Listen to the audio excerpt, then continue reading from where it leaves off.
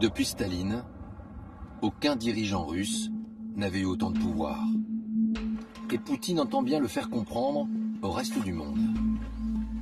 En 2007, c'est un leader sûr de sa force qui se présente au sommet du G8 en Allemagne. Il y retrouve les dirigeants des 7 pays les plus industrialisés de la planète. Parmi eux, Nicolas Sarkozy, fraîchement élu. À plusieurs reprises, le président français s'est permis de critiquer la politique de Vladimir Poutine. Le président russe n'a jamais réagi à ces attaques, mais lors d'un tête-à-tête, Nicolas Sarkozy va lui en donner l'occasion. Nicolas Sarkozy, très sûr de lui, commence à dire « Avec moi, on va parler des sujets qui fâchent, il n'y aura aucun sujet tabou. Les centaines de morts en Tchétchénie, pour moi, c'est inadmissible. Ania Politkovskaya, la journaliste russe assassinée, pour moi, c'est inadmissible. » Vladimir Poutine, écoute, commence par juste laisser parler Nicolas Sarkozy. Il l'observe et il laisse un temps de silence. Un temps de silence qui d'ailleurs installe une certaine gêne. Et puis il prend un air un peu narquois et lui demande « C'est bon, t'as fini là ?» Sarkozy « Oui. » Bon, alors je vais t'expliquer. Tu vois, ton pays, il est comme ça. Mon pays, il est comme ça.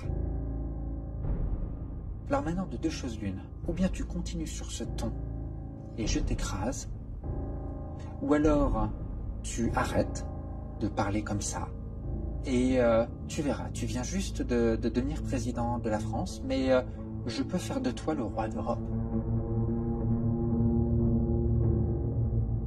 On m'a juste dit que son discours était ponctué d'insultes, de propos humiliants, de façon à vraiment imposer sa volonté à Nicolas Sarkozy. Et Nicolas Sarkozy va être juste éberlué. Il n'en vient pas. Et Nicolas Sarkozy va avoir du mal à s'en remettre. Il est encore sous le choc de cette conversation lorsqu'il se présente à sa conférence de presse. Mesdames et messieurs, qu'est-ce que vous préférez, que je réponde aux questions? Alors, y a-t-il des questions? Dans la salle, tout le monde s'en rend compte.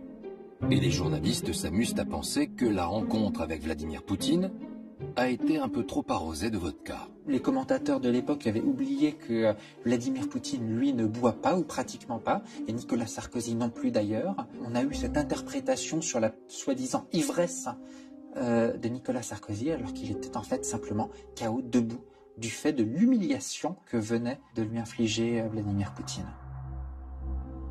Nous avons évoqué tous les sujets. La Tchétchénie,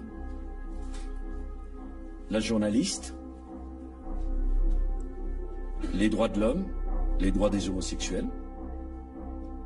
Nous l'avons fait calmement, sereinement, mais je l'ai fait sans aucune agressivité.